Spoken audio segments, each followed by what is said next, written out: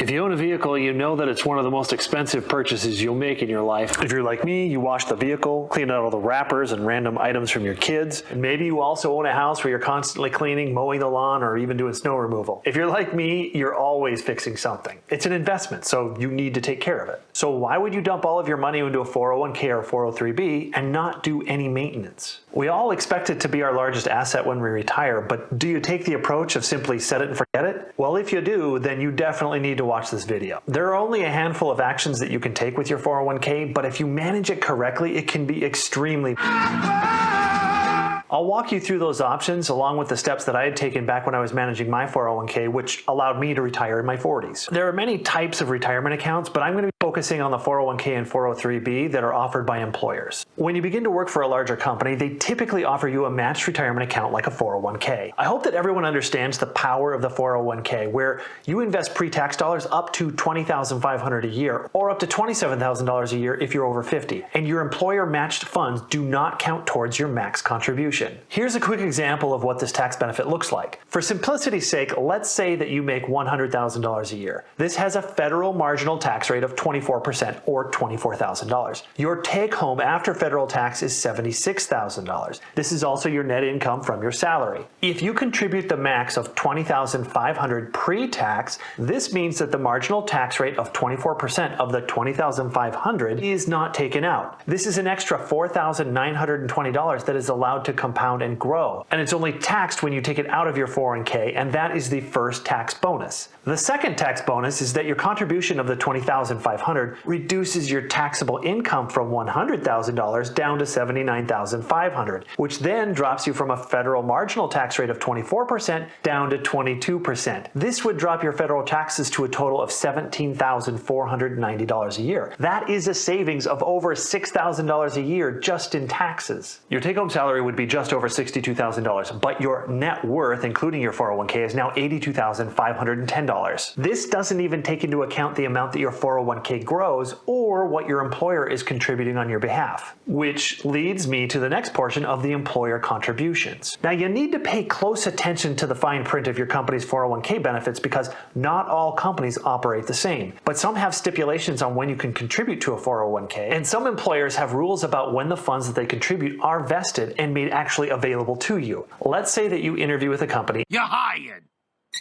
And they gloss over the 401k. The hiring manager often states, hey, yeah, we've got a company match of up to 4%. It sounds good, right? But if you ask more questions, you may learn that the company matches up to 4% of your annual salary at a rate of 50%. So in this case, if you chip in the full 4% of your salary, the company will only contribute 2%, which is 50% of your contribution of the 4%. And if you contribute more, they aren't chipping in anymore. They are capped out at your 4% of your total salary at a rate of 50%. And let's say you ask even more questions and you learn that you aren't even eligible for your 401k for the first year of employment. Digging in a little bit further, you learn that the company has a vesting period of 5 years, meaning that all of that matched 401k funds from the company isn't truly yours until you've reached the 5-year mark. Interestingly enough, only about 28% of US companies vest within the first year, and the remaining 72% of the companies have it span out over several years. My point is this: ask these questions before you take the job. If you don't like the terms and details of the 401k, then negotiate the details and terms that you do want.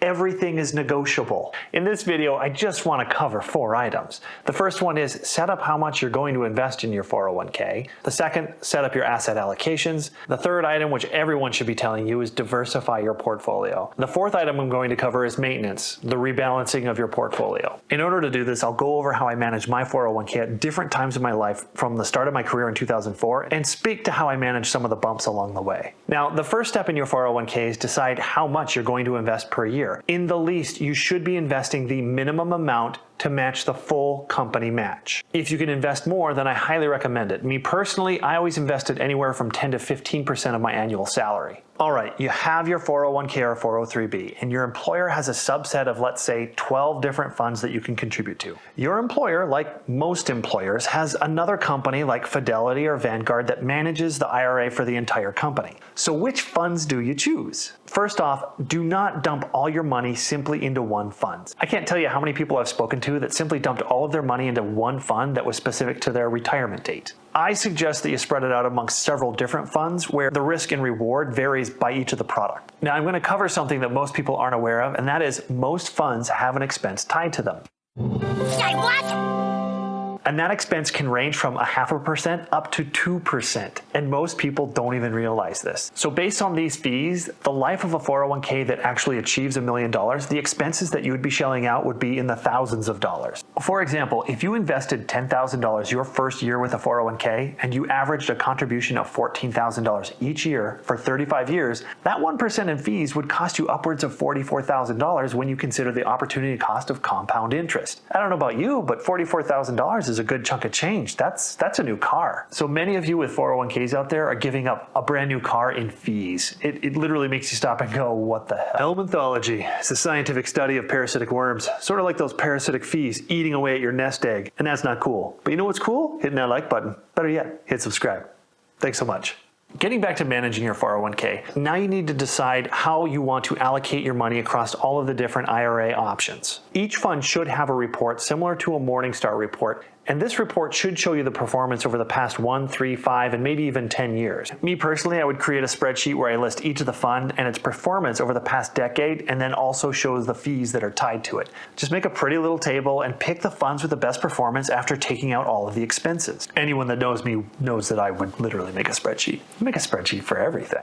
Granted, there will be some funds that are bond specific with a low annual return, but it is generally a safe and consistent return. I try to pick a little bit of everything to weather any type of storm that may come. In your company's 401k website, you have the ability to pick how your money is going to be allocated into each of the funds. And it's usually in the form of a percent to the total, keeping it very simple. Now that you have your allocation set up, you need to do the most important thing.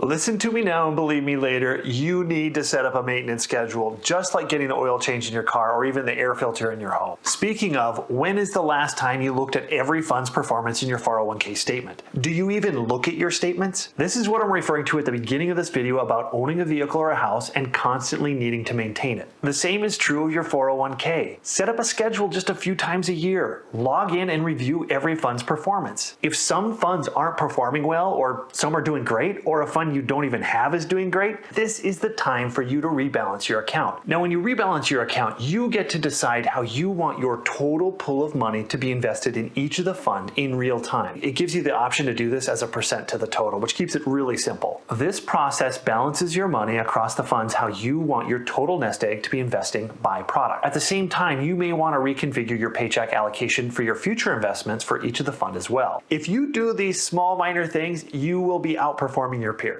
Now that you have a plan on how to manage your 401k, I'll walk you through the steps that I had taken when I was managing my 401k from the start of my career. I need to preface this by stating I am not a financial advisor, not that that really means a whole lot, but I am merely providing you examples of the steps that I had taken when I was managing my 401k, purely as an example. If you want genuine financial guidance, then I highly recommend speaking to either a fiduciary or a CPA. Accountants are rock stars when it comes to helping with both finances and taxes. Something to be aware is that there is no requirement for anyone to call themselves a financial advisor. The majority of them really should just call themselves salesperson because they aren't bound to look out for your money in your best interest. But a fiduciary is bound to look at the client's account in their best interest. Most financial advisors will guide their clients to get life insurance because this is where they get most of their commission. If you have a financial advisor, I implore you to ask them how do they get compensated. Get the specific details. Knowing how they're compensated will make you understand why they might be guiding you in one direction versus another.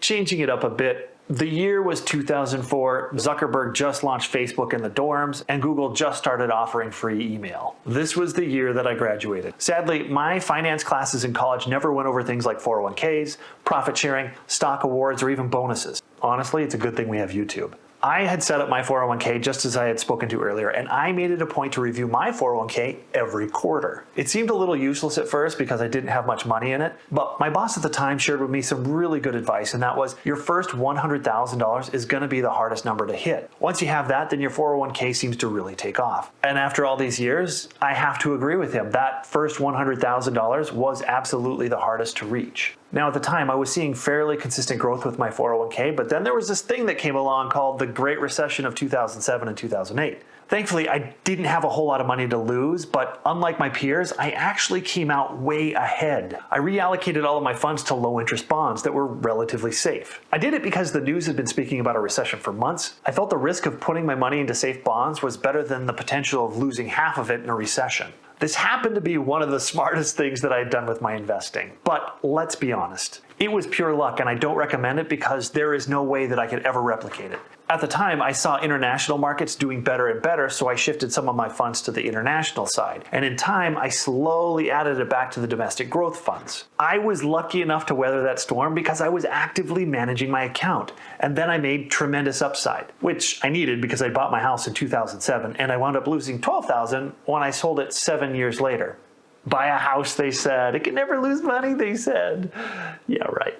Throughout my career, I had shifted companies a handful of times, going from Albertsons to Target and from Target to Amazon. Every time that I made that move, I reviewed the fee structure and then rolled over my 401k. If you do this, watch out, because some company 401k programs will charge you a rollover fee of 1%. If that's the case, take a different path. And when I had left Amazon, I made the choice to shift my 401k over to a self-directed IRA, which allows me the freedom to invest in stocks, index funds, rental properties, and even cryptocurrency. If you want to learn more about the self-directed IRA, leave a comment below. You put in the time and the energy to take care of your house and your vehicle, then you absolutely need to be proactive about managing your 401k. Do a survey with your friends and family and see who actually takes the time to actively manage their 401k or 403b. I guarantee you, you will be surprised at how many people simply set it and forget it. It is something so minor that will set you apart from your peers, and it will set you up for long-term success. If you do the survey, let me know the results in the comments below. If you like my content, feel free to like it.